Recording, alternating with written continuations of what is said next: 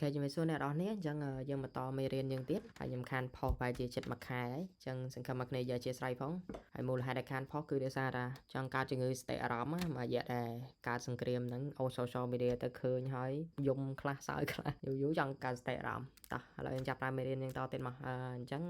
ខ្ញុំដាក់ថា index.html ចុះយ៉ា mostly គឺដូចជាសាមុនយើងធ្វើជាមួយនឹងពពួក internal style ឥឡូវយើង internal style តទៀតសិនណាយើងមិនតន់ផ្ដាច់ទេចាំយើង internal style យើងស៊ាំតិចហើយចាំយើងផ្ដាច់អូខេអញ្ចឹងថ្ងៃហ្នឹងគឺ topic ដែលខ្ញុំនិយាយគឺខ្ញុំនិយាយពី flexbox ប៉ុន្តែយើងប្រហែលជានិយាយ property វាតែឲ្យគ្នាយើងឃើញសិនហើយចាំខ្ញុំបញ្យល់ពី flexbox អញ្ចឹងថ្ងៃហ្នឹងគឺយើងចេះប្រើ flexbox បន្តិចសិនណាអញ្ចឹងយើង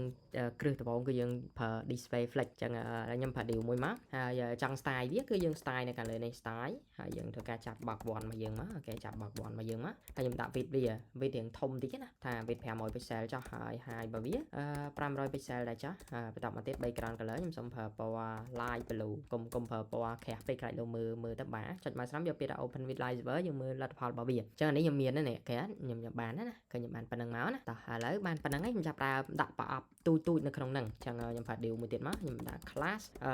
small box អូខេ small box មកហើយយើងចាប់វាមកចាប់ small box នឹងដូចគ្នាមកណាយើងចាប់ small box ហ្នឹងតាម internal style បើថាមិនសូវច្បាស់ internal style ទេតែមើលវីដេអូមុនទៅខ្ញុំប្រាប់ហើយអញ្ចឹង small box គឺខ្ញុំដាក់តែ50 pixel ទេទូចទេ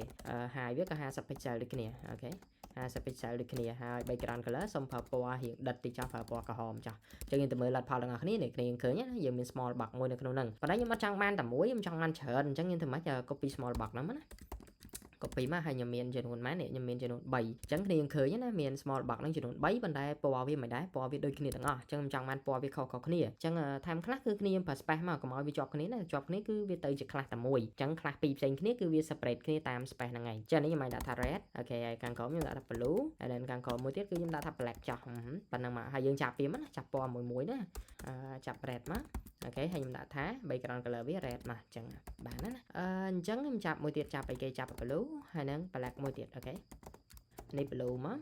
អូខេហើយនេះគឺ black មកបានហើយអញ្ចឹងគ្នាឃើញណាយើងមាន3ប្រអប់ផ្សេងគ្នានិយាយទៅទំហំប៉ុនគ្នាប៉ុន្តែពណ៌វាខុសគ្នាមានពណ៌ខៀវពណ៌ក្រហមពណ៌អីហ្នឹងអញ្ចឹង play ដែលវា default មកគឺគេហៅថា inline block អញ្ចឹងយើង display property display ហ្នឹងគឺតកតងជាមួយនឹងការតារៀបអញ្ចឹងតារៀបមិន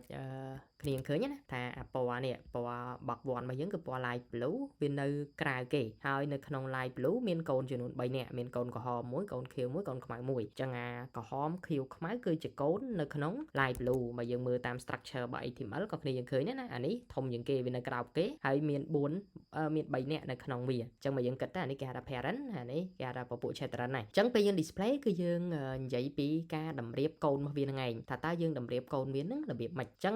បើសិនជាខ្ញុំប្រើ display block ធម្មតាអូខេ display block ធម្មតាអញ្ចឹងខ្ញុំឃើញថាមានតម្រងឲ្យប្រែប្រួលទេប៉ុន្តែបើសិនជាខ្ញុំដូរពី block ខ្ញុំប្រើ flex អូខេខ្ញុំប្រើពពួក flex ខ្ញុំប្រើ flex មកខ្ញុំឃើញការតារៀបរបស់វាគឺមិនដែរគឺមកជាតម្រង horizontal បដិវាមិនមែនជាតម្រង horizontal ទេបើសិនជាគ្នាយើងដាក់វាថែមទៀតតែហៅថាខ្ញុំដាក់ថែមទៀតតែបើខ្ញុំចង់បញ្យល់អូខេខ្ញុំដាក់ថែមទៀតខ្ញុំដាក់ច្រើនណាខ្ញុំដាក់ច្រើនណាអញ្ចឹងគ្នាឃើញថាទំហំរបស់កូនទូទាំងអស់ហ្នឹងគឺមិនដែរគឺវារួមតូចហើយវាបច្ច្រៀតគ្នាដាក់ធ្វើម៉េចនៅក្នុងកន្លែងហ្នឹងនៅក្នុងកន្លែងជួរដេកមួយហ្នឹងឃើញមែនណាពេលដែលគ្នាយើងប្រើ display flex គឺអត្ថន័យវាគឺបែបហ្នឹងយើងដាក់ display flex គឺការតារៀបរបស់វាគឺតារៀបតាមជួរដេកបែបហ្នឹងប៉ុន្តែគ្នាយើងឲ្យថែមមួយទៀតណាខ្ញុំថែម flex wrap ហើយខ្ញុំដាក់ថា wrap អូខេអញ្ចឹងពេលខ្ញុំដាក់ flex wrap គ្នាឃើញណាវាតារៀបតាមជួរដេកហ្នឹងប៉ុន្តែវាធ្លាក់មកជួរក្រោមទៀតអញ្ចឹងឥឡូវឧទាហរណ៍ថានេះ50 100 150 200 250 300 350 400 450 500សួរថាពេញមេវាវិតតែ500ឯងដល់ពេលកូនវា50រហូតដល់គ្រប់500ចឹងពេញហើយអត់អាចដាក់ទៀតបានទេកាលណាដាក់ទៀតបានគឺវាហៀមកក្រោមអូខេអញ្ចឹងការប្រើ flex wrap គឺបានន័យថាបើសិនជា width របស់កូននឹងលើសពី width របស់មេហើយវានឹងធ្វើការតម្រៀបកូននឹងចុះមកបន្ទាត់ទី2ចុះមកបន្តទី2រៀបបែបហ្នឹងគ្នាយើងឲ្យយល់ខ្ញុំអត់ប្រើពាក្យបច្ចេកទេសច្រើនទេខ្ញុំព្យាយាមយល់គ្នាយើងតាមរូបភាពជាក់ស្ដែងចេះឲ្យគ្នាយើងស្រួលយល់តោះម៉ានទេបើខ្ញុំចង់និយាយបច្ចេកទេសក៏បានដែរប៉ុន្តែអានេះឲ្យគ្នាយើងយល់ឃើញទេ ឃើញបានណាចឹងបើសិននេះគ្នាយើងអត់ដាក់ទេអត់ដាក់ flex wrap ហ្នឹងទេគឺវាទៅរៀបគ្នាជាជួរដេកដែរប៉ុន្តែមិនដែរគឺបច្រៀតគ្នានៅហ្នឹងហ្មងតែមិនឲ្យគ្រប់គ្នាចឹងទំហំ50 pixel គឺរួមតូចឯងរួមឡើងបាន50ឯងគេទំហំប៉ុណ្នេះគឺបើសិនគ្នាចង់នឹងទំហំខ្ញុំប្រាប់គ្នាយើងតាំងពីមុនមកគឺយើងប្រើ inspect មក inspect ហើយគ្នាយើងប្រើជាមួយនឹង arrow line ទៅភ័ញលើវានេះប្រើ arrow ហ្នឹងទៅភ័ញលើវាទៅយើងឃើញនេះ width វាមែនចឹង width វាតា33ណាឃើញវារួមអត់ width វារួមចឹងហ្នឹងឲ្យគ្នាយើងយល់ខ្ញុំដូចជារៀងចូលជ្រៅពេកឥឡូវយើងថយវិញតិចអូខេមកតាមប៉ុណ្នេះអូខេតាម red blue black ហ្នឹងមកគ្នាឃើញមាន3នេះយើងអាចប្រើ justify content ចឹងតំមពាក្យថា justify គឺយើងតំមតំមហ្នឹងហើយ content គឺរបស់នៅក្នុងហ្នឹងហើយចឹងឧទាហរណ៍ថា box 1ហើយដល់ពេលយើងនិយាយពី content នៅក្នុង box 1គឺបានន័យថាពួកកូននៅក្នុង box 1ហ្នឹងឯងតាមណាចឹងខ្ញុំដាក់ justify content ហើយខ្ញុំប្រើពាក្យថា space between ចឹង space បានន័យថាចន្លោះ between បានន័យថារវាងគ្នាចឹងពេលខ្ញុំដាក់ space between ទៅគ្នាឃើញនេះអា block ទី1វា clear ចេញពី block ទី2ហើយ block ទី2ក៏ clear ចេញពី block ទី3ដែរឃើញណាចឹង space between គឺមានលក្ខណៈបែបហ្នឹងឃើញវា clear ចេញពីគ្នាបែបហ្នឹងហើយយើងដូរវិញចឹងខ្ញុំថែមមួយទៀតខ្ញុំអត់ប្រើ space between នេះខ្ញុំសុំប្រើ justify content ហើយខ្ញុំប្រើ space around ចឹង space កម្រិតដល់ពេល around មកនៅជុំវិញចឹងអានេះវាកម្រិតដែរប៉ុន្តែមិនមែនកម្រិតរវាងគ្នានឹងគ្នាដូច space between ទេប៉ុន្តែអានេះកម្រិតជុំវិញចឹងគ្នាទៅមើលទាំងអស់គ្នាកម្រិតជុំវិញមិនគ្នាយើងអាចយកបន្ទាត់បោះបានណានេះកម្រិតពី cam ខាងនេះមកដល់កន្លែង red នេះស្មើនឹងកម្រិតពី red ហ្នឹងមកដល់ពាក់កណ្ដាលនេះតាមណាពាក់កណ្ដាលហ្នឹងហើយកម្រិតពីពាក់កណ្ដាលហ្នឹងទៅ blue ស្មើនឹងកម្រិតពី blue ទៅពាក់កណ្ដាលនេះទៀតហើយកម្រិតពីពាក់កណ្ដាលហ្នឹងទៅដល់ black ស្មើនឹងកម្រិតពី black ទៅដល់ cam ខាងនេះចឹងបានន័យថានេះវាយកកម្រិតប៉ុណ្ណឹងជុំវិញបែបនេះអានេះជុំវិញបែបនេះដែរអូខេអានេះគឺបែបនេះដែរអូខេចឹង space around គឺបែបហ្នឹងចឹងពេលយើងប្រើ space around យើងឃើញថាកម្រិតសងខាងស្មើគ្នាប៉ុន្តែកម្រិតកណ្ដាលមិនដែរគឺរៀងធំមូលហេតុដោយសារអីអាកណ្ដាលនេះគឺស្មើនឹង around របស់ក្រហមបូកនឹង around របស់ខៀវចឹងវាឃើញយ៉ាងធំជាងធម្មតាឃើញបានណាហើយបើគ្នាយើងថាខ្ញុំចង់ឲ្យកម្រិតទាំងកែមទាំងកណ្ដាលស្មើគ្នាហ្មងចឹងគ្នាយើងកុំប្រើ space around យើងប្រើមួយទៀតគឺយើងមានមួយទៀតគឺ justify content យើងប្រើ space evenly គឺបានន័យថាវាដាក់កម្រិតកូនរបស់យើងហ្នឹងគឺស្មើគ្នាទាំងអស់មកចឹងគ្នាយើងឃើញមែនណាឃើញចន្លោះកែមនេះស្មើនឹងចន្លោះនៅកន្លែងនេះហើយក៏ស្មើនឹងចន្លោះនៅនេះហើយក៏ស្មើនឹងចន្លោះនៅនេះដែរចឹងjustify មាន3ហ្នឹងដែលយើងយំប្រើចឹងទី1គឺយើងហៅថា space អានេះគឺ space evenly គឺស្មើគ្នាទាំងអស់ឃើញមែនទេចន្លោះស្មើគ្នាបើ space around គឺកែមទូចកណ្ដាលរៀងធំ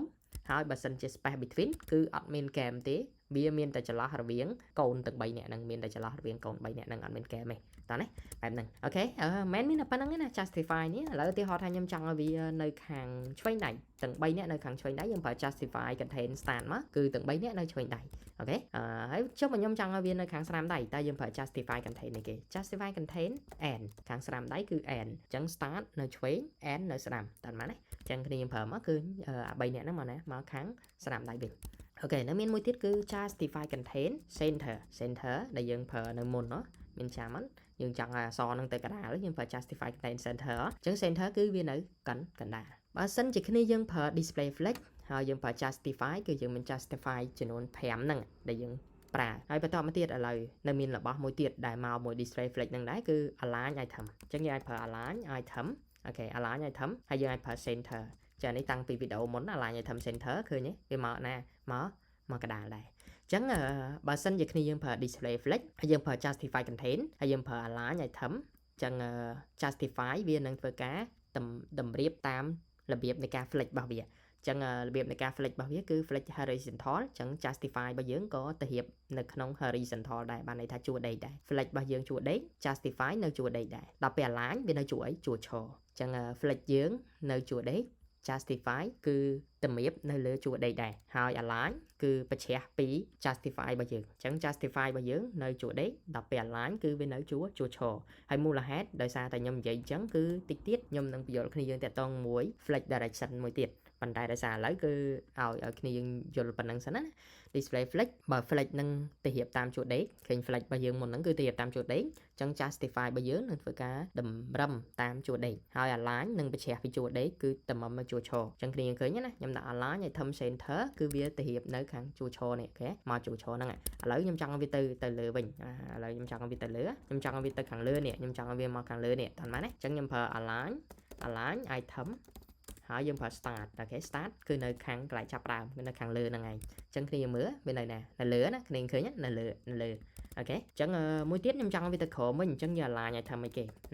align item add ប្រើ add មកគ្នាប្រើ add មកហើយគ្នាទៅមើលមិនដែរនៅណានៅខាងក្រោមអូខេនៅខាងក្រោមឃើញយល់បានណាអញ្ចឹង center នៅកដាលជួឈរ start នៅខាងលើជួឈរហើយ add មកយើងនៅខាងក្រោមជួឈរអូខេតោះអញ្ចឹង